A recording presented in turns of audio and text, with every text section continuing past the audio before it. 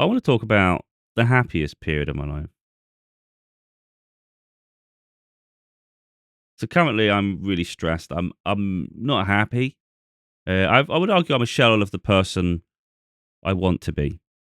I've grown, I've healed. I'm very strong and confident on my own. So when I say a shell, it's more like I've done all the internal fighting to grow and elevate beyond circumstances, refine myself. But I'm incredibly lonely for it. And that's the sacrifice. There's a huge sacrifice that goes in the healing journey. But I think it's really important that we're transparent with ourselves. And, it's don't put the goggles on. Don't put like the rose tinted glasses and act like you're perfect or everything's fine when it really it's not always the case. I see life like chapters. So our life is like a story. Now that doesn't mean like a chapter from the past you want in the future or present. That's not the case at all because we evolve. Parties involved. You evolve, and it's not always like you'd fit together now. But in that period, you did. So when I look at my life, for instance, and I think, when was you at your like, happiest? It was when my daughter was born, but even before that. So this is where it gets complicated, and I discuss an awful lot in my book, A Father's Daughter. So I've got 6 books. A Father's Daughter series is one of them.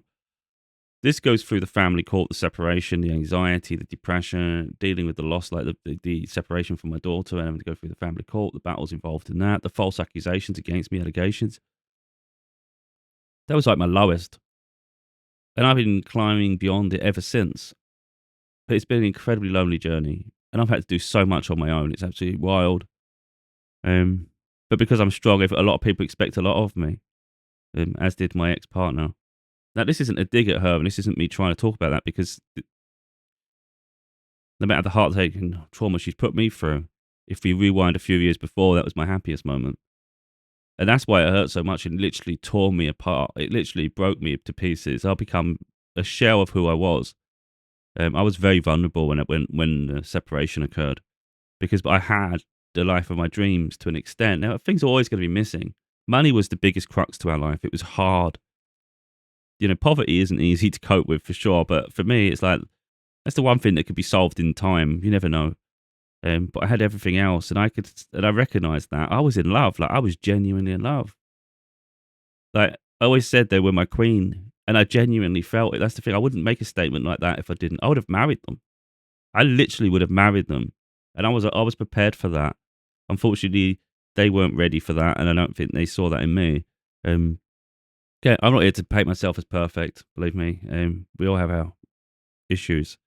Um, the difference is I know myself perfectly, so I know when someone's abrasive, rude, obnoxious, arrogant, whatever. It brings that side out of me. So I'll be combative with someone who disrespects me. I can be quite sharp with my tongue, um, and it can get that reaction from me.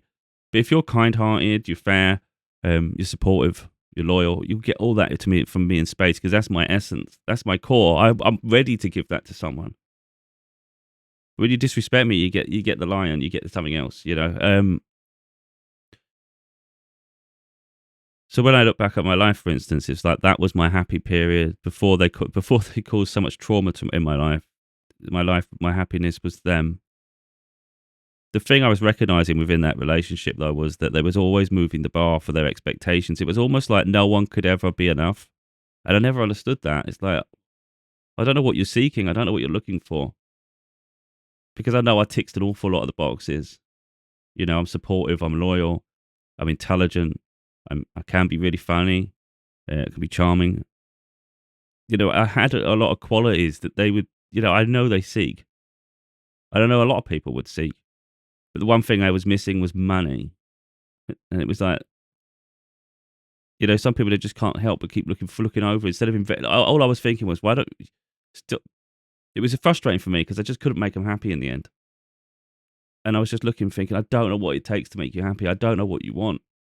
Like it's unreal that instead of I never understood it. Like why not just invest 100% in this relationship and let's just get through it and let's be like the power couple. But it's like when the head keeps looking everywhere else, it's like I don't know what I can do here.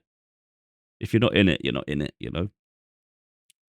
Um, But there was a lot going on, and when I talk about money, it was like it was the one thing I couldn't attain at the time because I was sacrificing a lot. Now, some people think you're lazy because you're not earning money. These are the people that posture and act like they're doing everything for the family, but they're doing it for themselves. And then when they are earning money, they like to act like they're the head of the household, like you can't survive without me. That's what happens when you get the people that make you money. They're not always the kindest people. It's not always the kindest. And there's a lot of boxes that need ticking, and it's very rare you'll get every box ticked in a relationship. So there'd be the X here and an X there. For me to earn money meant I wouldn't have been able to do everything I did for the kids. You know, I was the one doing all the chores. I was the one collecting them from school. I was the one preparing dinner. I was the one there providing advice and time. They were getting my time. I was there all the time for everyone. I was the one supporting my ex-partner through her crisis when she's going through her mental health problems. It stemmed from postnatal depression with her first daughter. It got exasperated by our daughter. It wasn't even diagnosed the first time properly. So I think that was the culmination of a lot of the downfall. I was helping her find out who she is because she didn't have a clue. She was so lost. But, you know, I knew if someone invested in them, they literally would shine. So what is it you're great at? They liked art and they like animals. So we started helping animal shelters and rescues and things like that, was fostering and boarding them. It got a bit much for me in the end because just animals everywhere, like Doolittle. But, you know, I supported them through it. If that's what you need, that's what you need.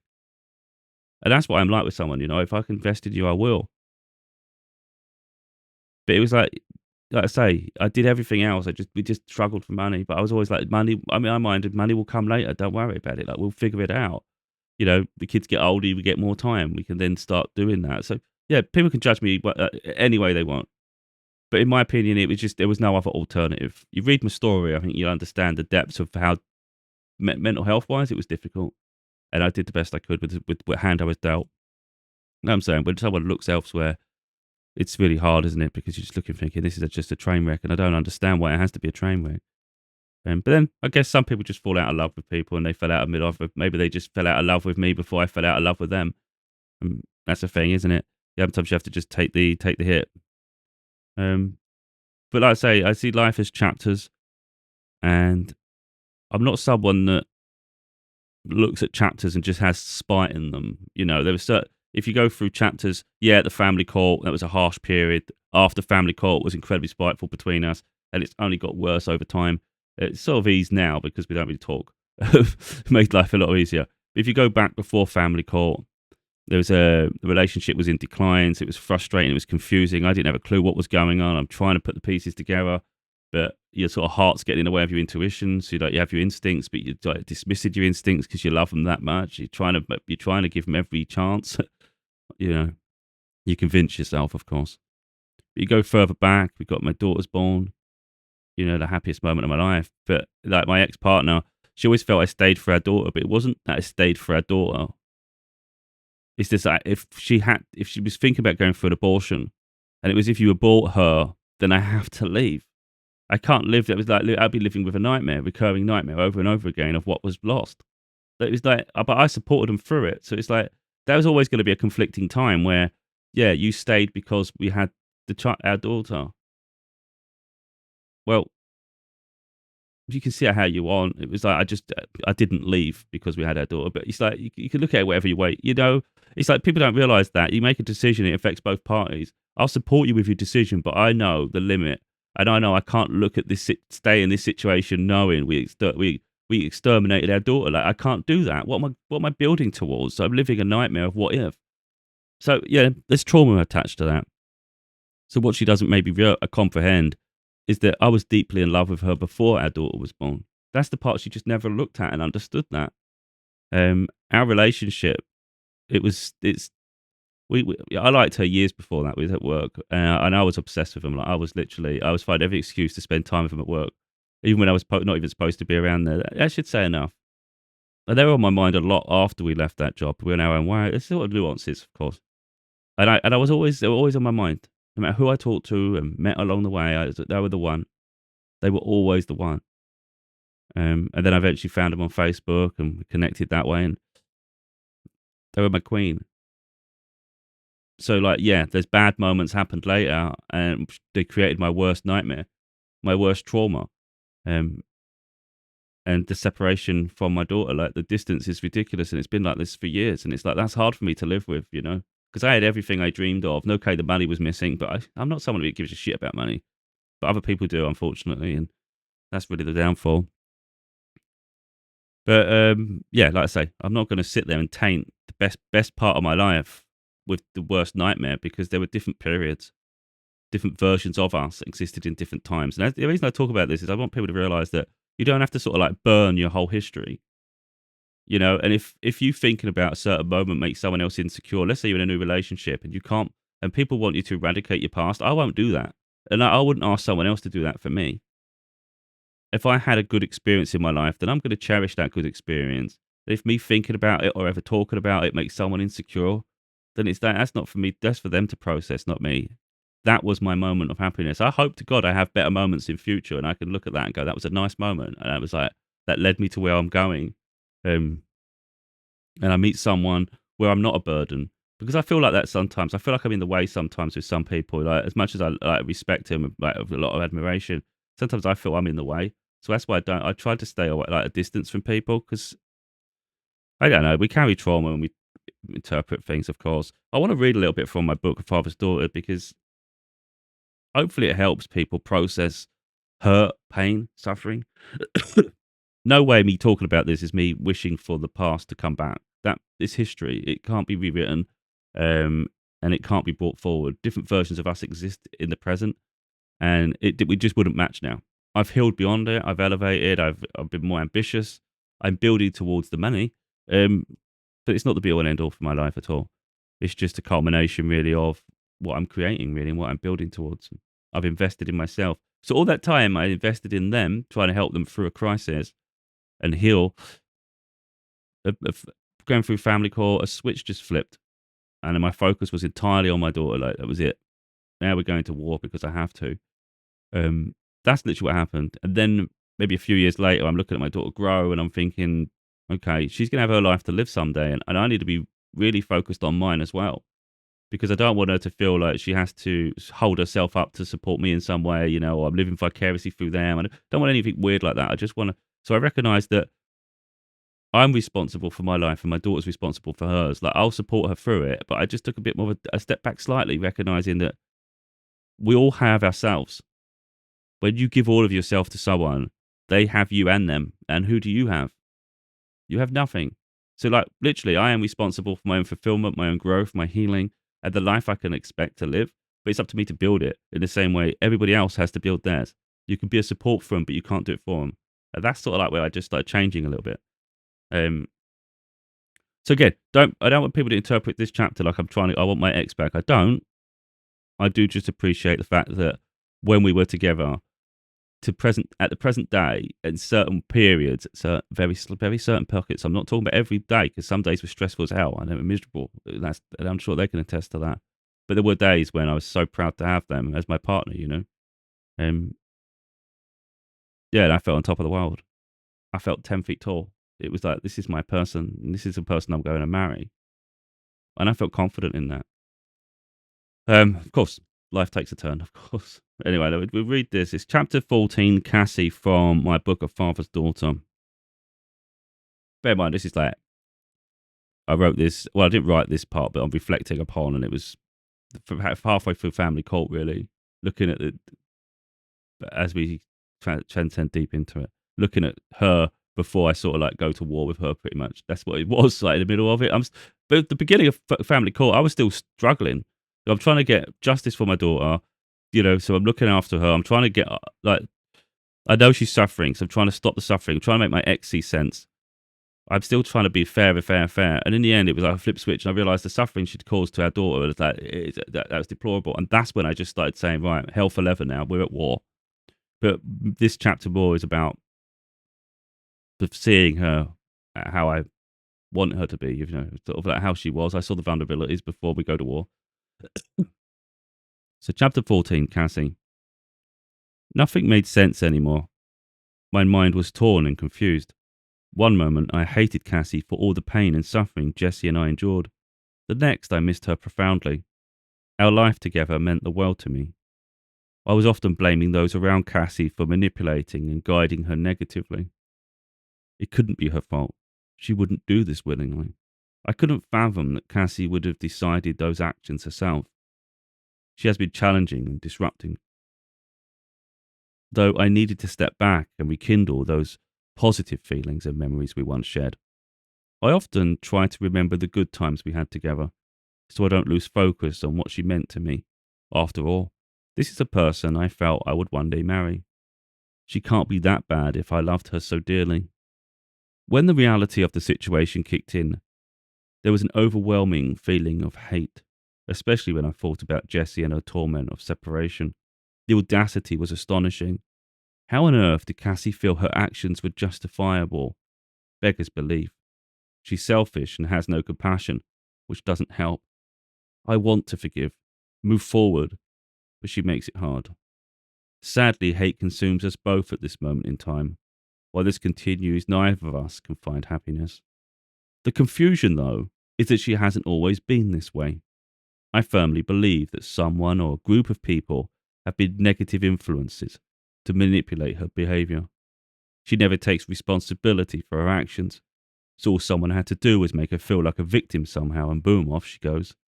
She sees what she wants to see rather than open her eyes to what is going on around her. I don't try to portray myself as perfect. If it appears that way, that was never my intention. The problem is that Cassie has been so negative that in comparison, my eagerness to resolve the situation and find a positive outcome makes me appear a saint. To help work through my conflicting emotions, I made a few letters and notes. My legal representatives advised me not to send them, so I kept the letters to myself. They helped me come to terms with what happened and understand where our relationship struggled. More emotions came to the surface as I had to gather evidence for court due to Cassie not talking or attempting to resolve our situation. It was a very tormenting moment in my life. I had every reason to hate her. She deserved no less. But I struggled to relinquish the profound love I had. It became clear that no matter how hard I tried, it was always a losing battle. She dreams of the perfect life, but doesn't have an actual image of what that would entail. Nothing will ever be good enough for her, as something will always be missing. It's rather tragic. Our life together wasn't too bad at all, and was worth salvaging.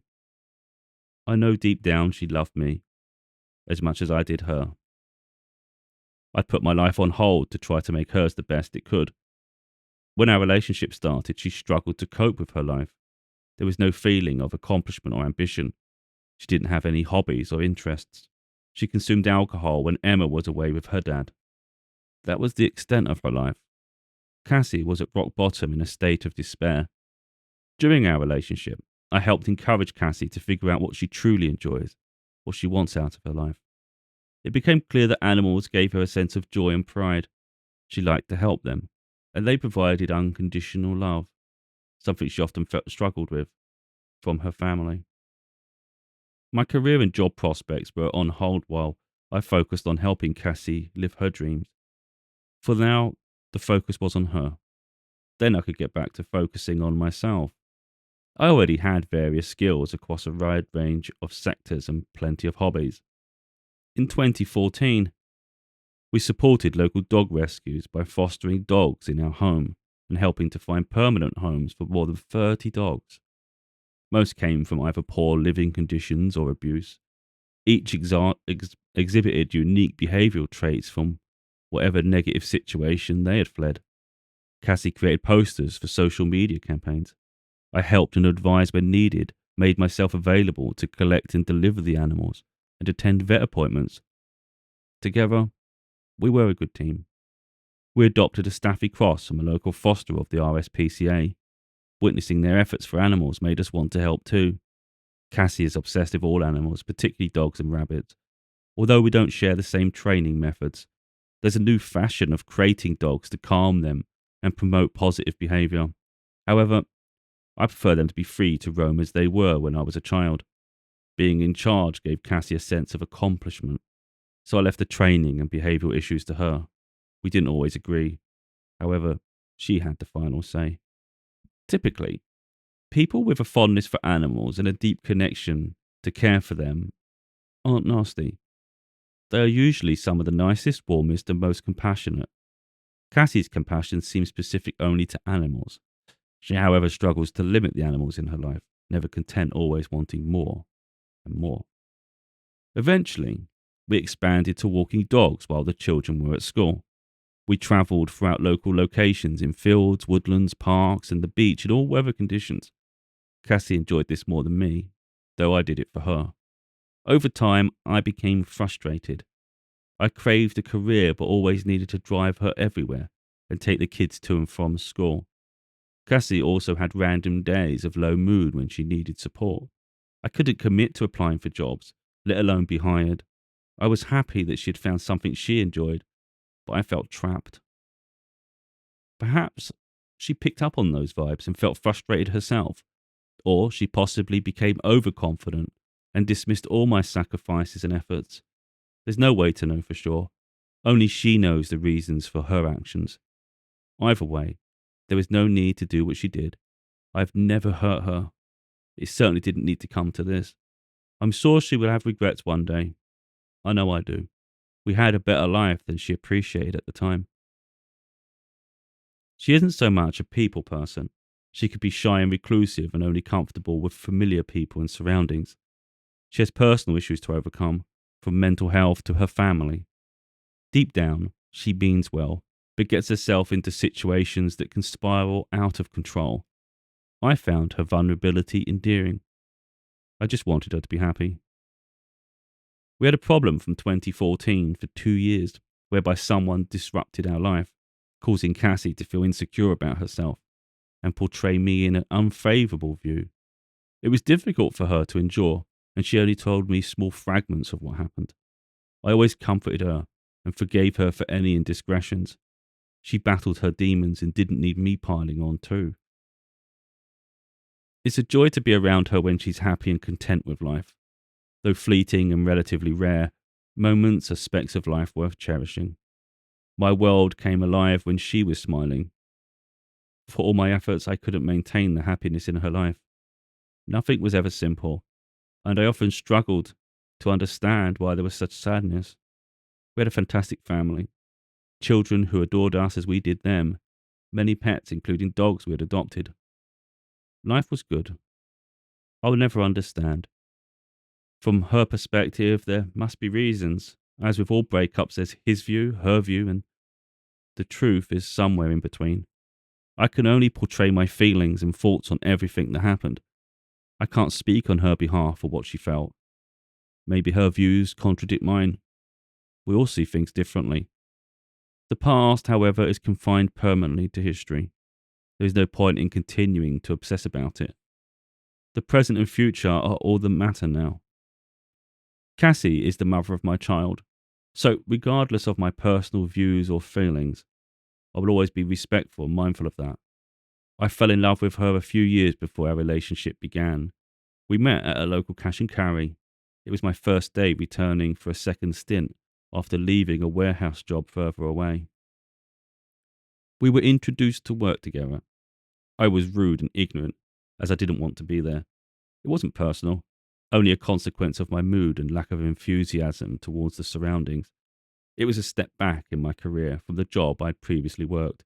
Fewer hours, less money, and very basic in comparison. The next day, I was much kinder and would eventually become obsessed with her. I always come up with reasons to be near and took something inconsequential as an excuse. We got on well, and our friendship was blossoming. There were a few occasions when I would fight for her with management. Often they would demand she does physically demanding tasks such as sustained heavy lifting. I would overrule their authority and tell her not to worry as I'll do it. Another time, a manager also witnessed us talking and laughing while replenishing stock. He decided to make an example of us by splitting us up and giving us both a warning. It was the last straw for me. I finally snapped. Cassie didn't want me to react. She was worried about the consequences. I'd had enough, though. Other people were visibly talking together while working. I stormed after the manager and confronted him. I clarified that I'm not putting up with being singled out when other people are doing the same thing. Suffice to say, he allowed us to continue working together. Deep down, I don't think I would have handled it easily to be separated. So I fought for us and won. One of the last interventions I did before accepting a prestigious job at the Port of Tilbury was to stand up for Cassie once more and be the voice she desperately needed. She had been ill at work and trying her best to get on with the job, though she couldn't be productive as she was struggling. Cassie needed to be recuperating at home, though she was too afraid to speak to management about her health. I told her I would take care of it. I went into their office and rather than ask, I told them I was taking Cassie home and I'd come straight back after. I provided no opportunity for debate. What I said is happening and did happen. I dropped her off outside her flat. At that moment, I was her saviour. During our relationship years later, I would continue fighting for her whenever she needed me. For me, she was always worth the fight. I would even collect her from wherever she was in an instant, whether it be a train station, an open field, or a vulnerable night out drinking. It could be any time, midnight or early morning. I'd be there without fail. The full extent of my support will remain with me, not on paper. Some things are just too personal to share. Sadly, I'm nothing more than an annoyance trying to maintain a relationship with my daughter, preventing Cassie from being free to do what she wants with no consequences. I was fighting for her for the first time in our lives. I was fighting her for the first time in our lives because I had to. Jessie needed me to. Throughout our relationship, I was protected and supporting her. To do the opposite and fight Cassie didn't come easy.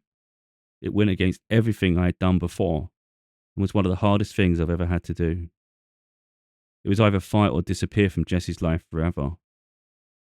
There was no other choice. I had to fight. So yeah, that's the chapter from there.